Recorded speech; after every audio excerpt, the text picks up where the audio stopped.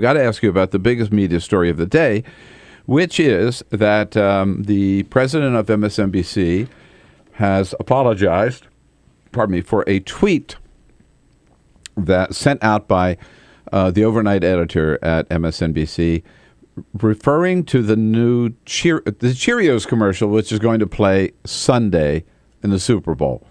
This Cheerios commercial is the same family that was seen back in May 2013, talking about a nice little warm family scene featured or centered around kind of Cheerios.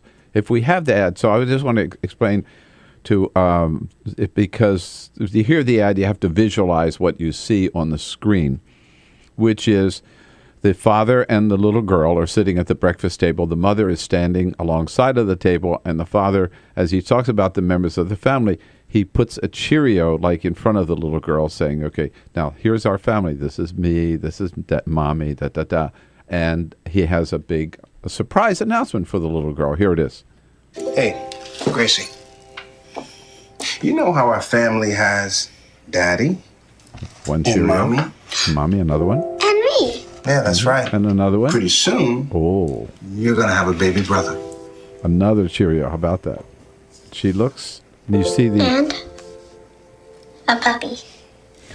And a puppy. Deal.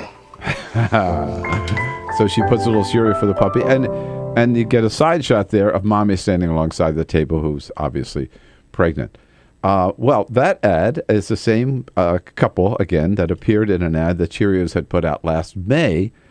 What sort of surprised some people is that daddy is black and mommy is white. There's a biracial couple. When they put out the first ad in May, holy hell happened with a lot of ugly, vile, racist remarks and comments, Jeremy, that came out about this ad. And Cheerios sort of backed off.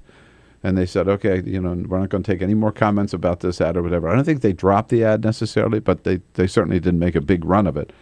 And so this MSNBC employee, knowing what happened last May, seeing the same couple coming back, tweeted out, quote, "Maybe the right wing will hate it, but everybody else will go, aww, the adorable new Cheerios ad with a biracial family." That tweet went out.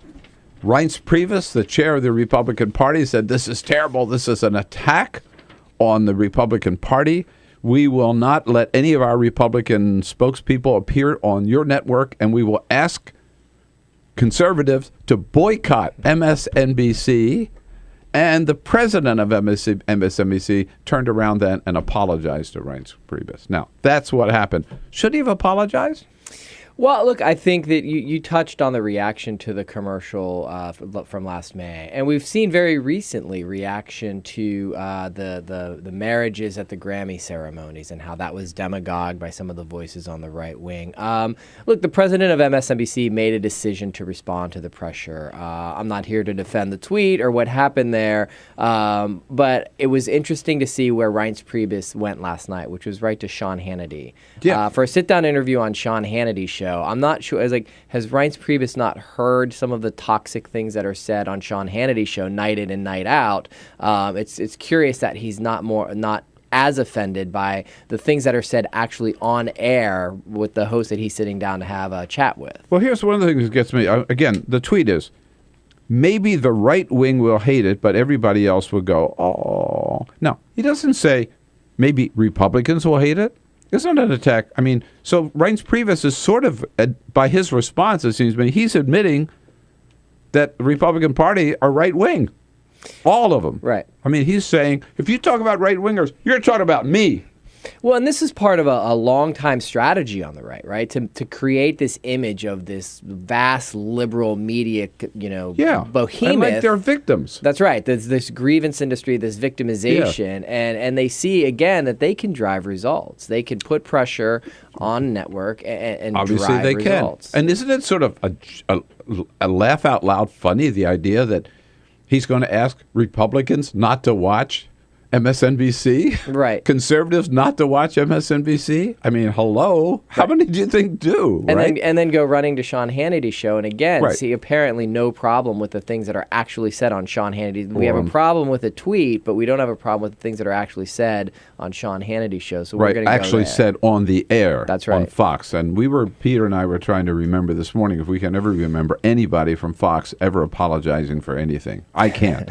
I mean, I'm having a hard time with it. Just Right. off the top of my head. Yeah. And so then on Sean Hannity last night, Reince Priebus says, okay, so he's apologized. And then Sean Hannity says, so are you satisfied with that? And Reince Priebus says, well, that means now that MSNBC is on probation. I mean, it's like he set himself up now. He's the king, right, of the cable networks as to what you say and what you can say and what you can't say. I'll decide, Reince Priebus. I think I'm sorry. I think by apologizing, Phil Griffin has got to played right into that. I wonder what probation looks like and how long does a probation What last? do they have to do, right, to get off of probation? Yeah. Is it secret? Maybe it's like secret double probation. Right. You know, I don't know what the. No, I know. I just think the whole thing is outrageous. I hate this apology. I think it was unnecessary and just played right into their hands. Yeah. You know,